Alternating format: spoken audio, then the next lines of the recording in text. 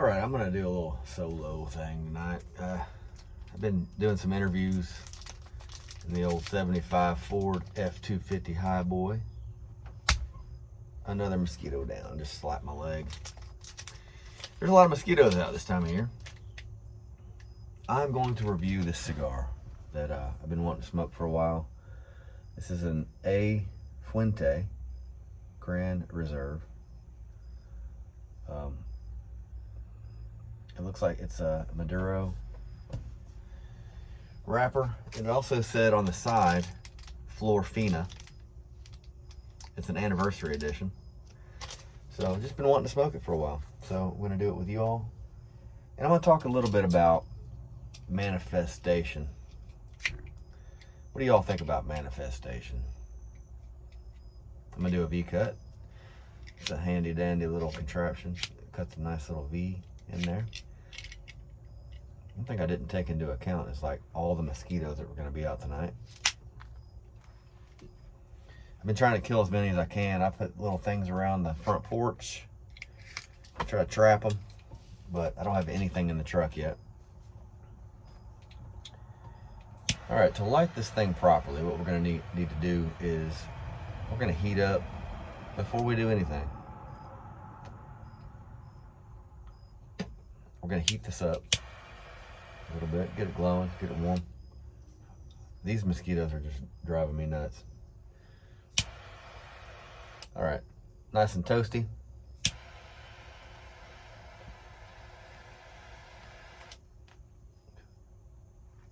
Okay.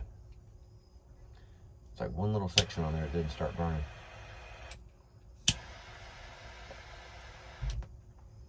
There we go. All right, manifestation. It seemed like there for a while everybody was getting into the power of manifestation.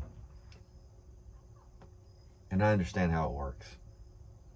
I'm going to explain to you how it worked for me in so many ways and what I discovered it to be.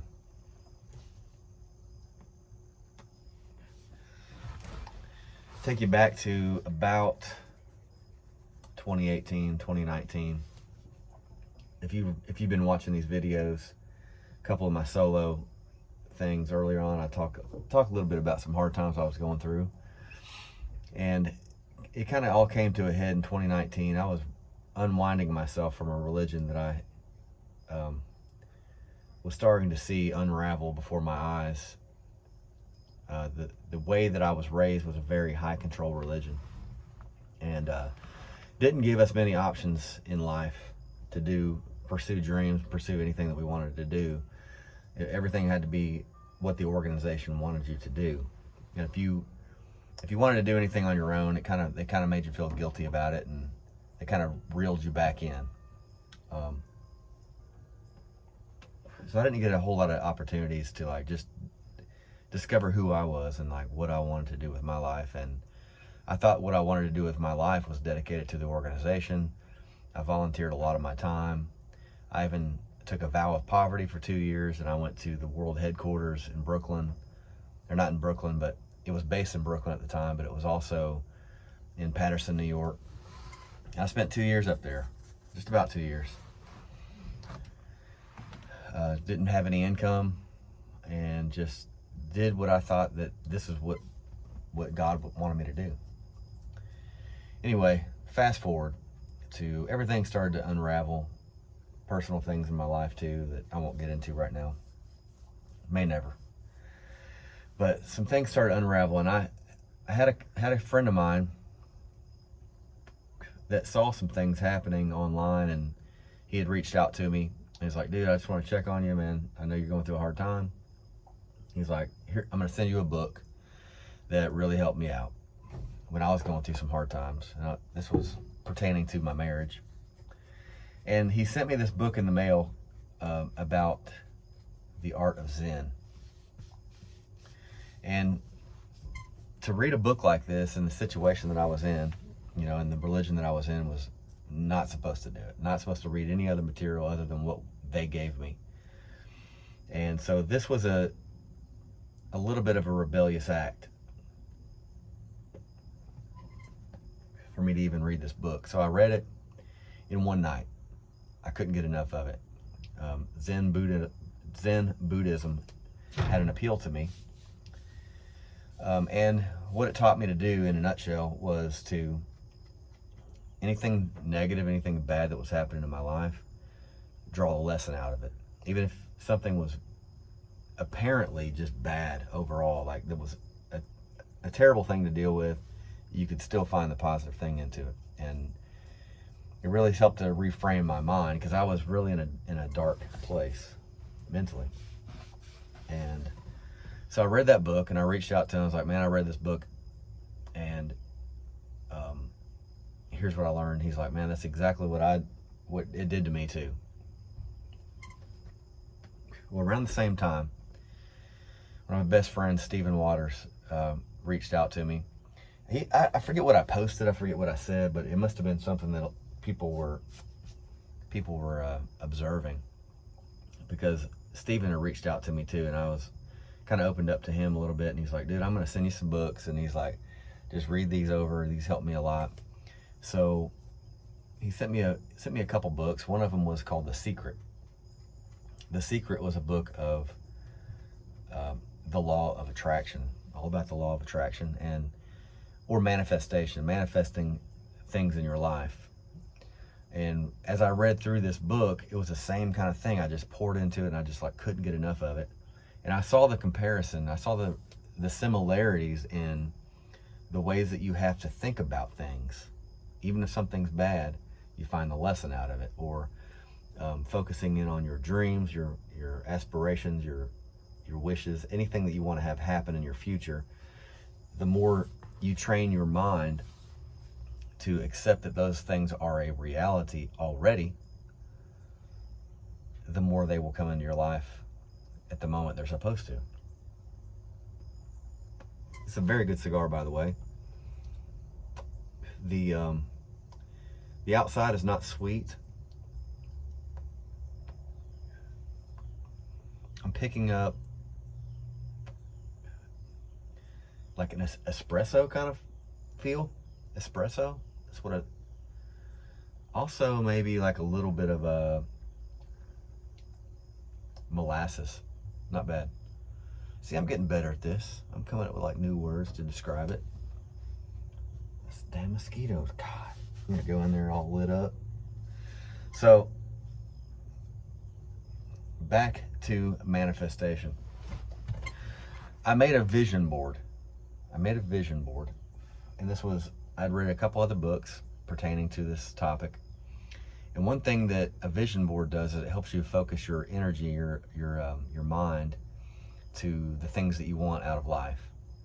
And the more you focus on it, the more you will find that you, during the day, will come up with little things that you will do differently that help to open up some doors of opportunity.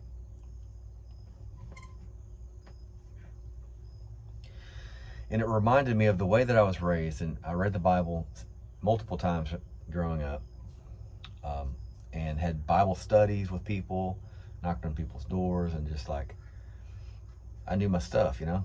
And one thing that I saw that was very similar was that what Jesus was teaching, what a lot of the prophets were teaching, was the same thing. It was the law of attraction. It was manifesting your dreams. In a nutshell, the word faith. The assured expectation of things hoped for, but not yet realized. So when you have an expectation and you are assured that it is going to happen, it will happen. And like what Jesus said was, like, if you have faith the size of a mustard grain, you want this mountain to move over here, it's going to move over there. Now, was that literal? Yes, it was literal. It was literal, because he was able to walk on water. He was able to raise the dead. He was able to do a lot of things with the power that he was telling us that we have too. What we have been given was a very powerful mind that we have the ability to use, but choose not to on many times. And so I decided to put that to the test. I decided to put my faith to the test, and I made a vision board.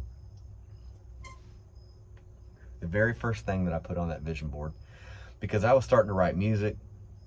I was starting to do, like, set up in my bedroom at night, writing songs. I'd go down to the basement, listen to music, people that inspired me, like Ryan Bingham, Chris Knight, Robert L. King, Jason Isbell. Those guys, like, I was like, you know what? These songs they did something to me. They made me feel a certain way that I hadn't felt before. It was the right thing for me to hear at the time. So when I started writing music, I had some huge goals. I really did. And I was like, I can really do this. I think things were stacked against me in a way because I was older when I got into it. I was 38 when I wrote my first song. And I decided that I was just going to go for it. And by reading this information, by having this wisdom that I had, like through the Bible and also with all these other books, it was all saying the same thing. I decided to do the vision board. The very first thing that I put on that vision board was I wanted to open a show for Chris Knight. And within about 6 months, that came true. I got a call from John Grace. And John was like, hey, what are you doing such and such date? And I was like, man, I don't know. I'm not doing anything.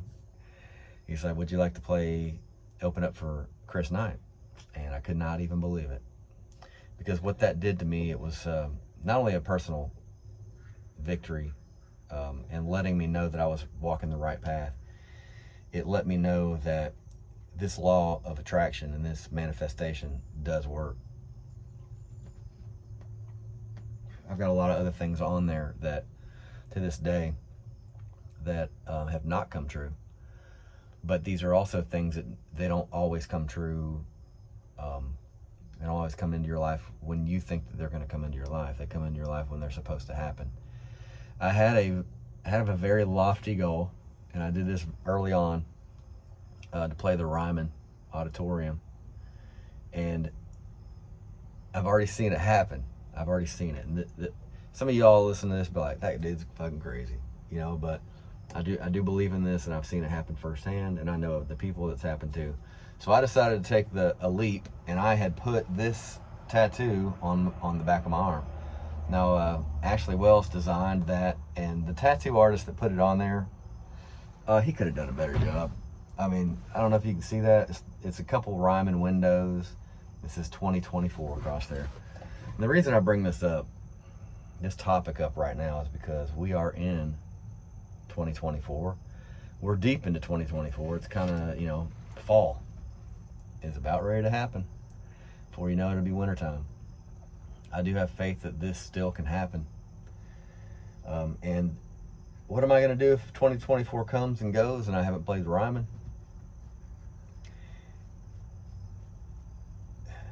We'll cross that bridge when it comes to it, but here's what I realize. Here's what I realized. 2024 was a date that I picked out of a hat, pretty much, and said, this is a goal. What I decided to do was make that a goal. Now, some of the things that have happened in 2024 that they feel like stones in the water across the rapids. Some things that have happened. I signed on with Freight Train Management. My manager Stacy, she's helped me in so many ways with kind of with this whole thing with manifesting your dreams. We talked about it extensively one day, and we kind of believe the same kind of things can happen when you put your mind to it, and you have a positive attitude, and you keep these goals in the forefront. Really good things can happen. She booked me on the Bristol Rhythm and Roots show. It's in association with Bristol Rhythm and Roots. It was a show that I just played this past weekend at the Sessions Hotel on the rooftop. I got to meet Jim Lauderdale. I shook his hand in the lobby.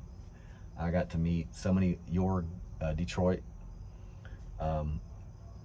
Boxcar Entertainment, the guys that run that, and like everybody in association with that production were people that are in the industry.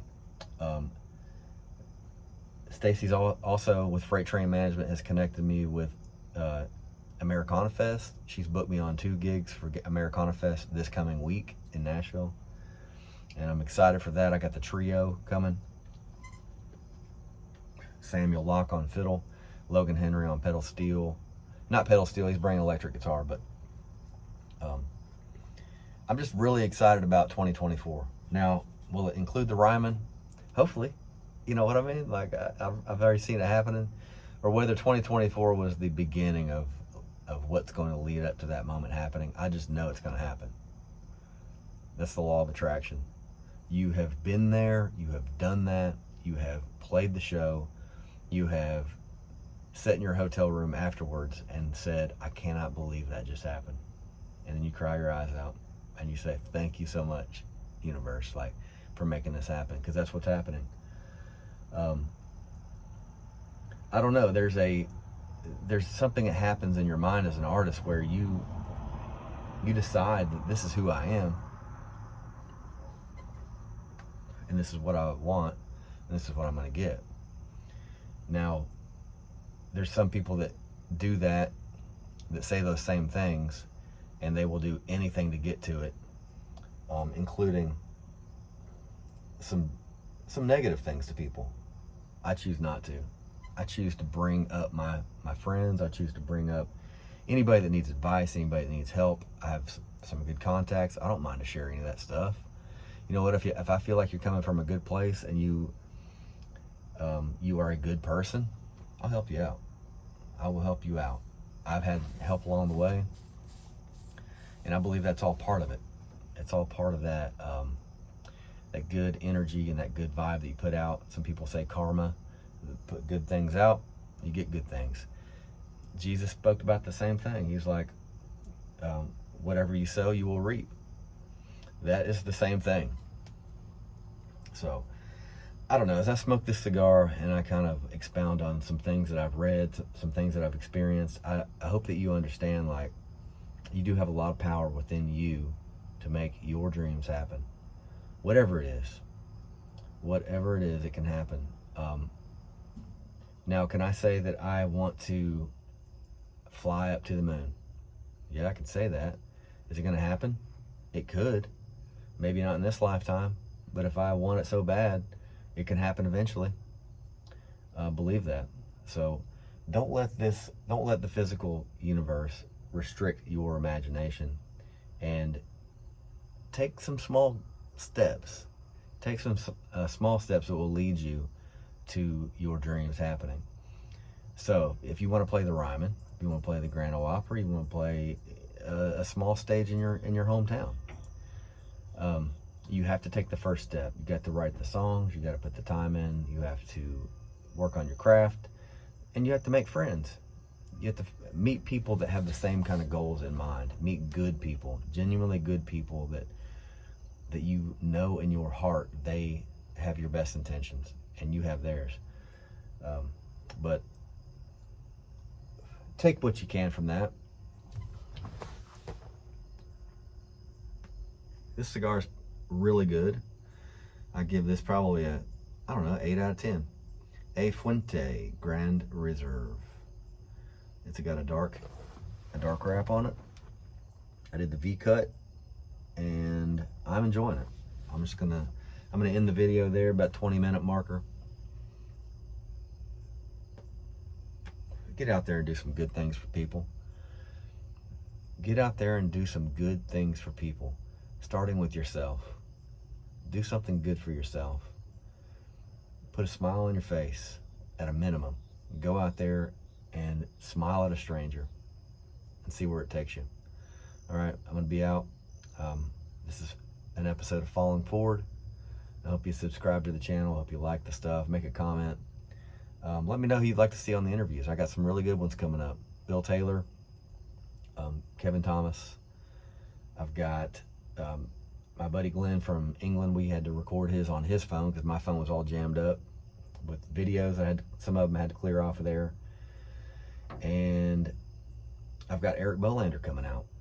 Eric Bolander is a good buddy of mine. We've written a couple songs together. Nobody's heard them.